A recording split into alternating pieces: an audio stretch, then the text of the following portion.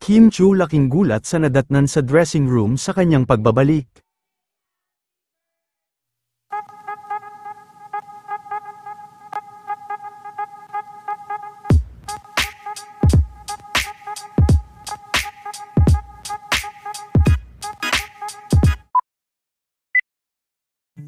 Balik trabaho at balik normal na naman nga ang mga Showtime host sa Showtime studio kanina. At dahil matagal-tagal din na nawala si Kim sa Showtime, ay pagpasok pa lang nito kanina ay laking gulat na nga nito sa bumungad sa kanyang pa-birthday surprise sa kanyang dressing room. Kapansin-pansin din na mas iba na nga ang kanilang ayos kumpara sa pa-surprise sa ibang Showtime family. Bukod sa pa-surprise ay ready naman sa pagkanta ng happy birthday sila Ate Heidi.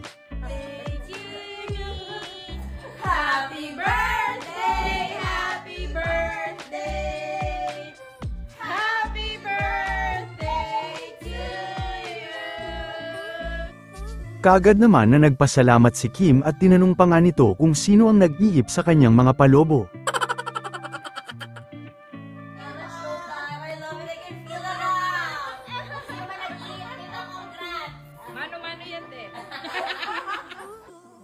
Samantala balik Showtime na din si Sian kanina matapos ang nangyari sa kanyang pagtatangka. Nag-group hug din ng Showtime fam para kay Sian.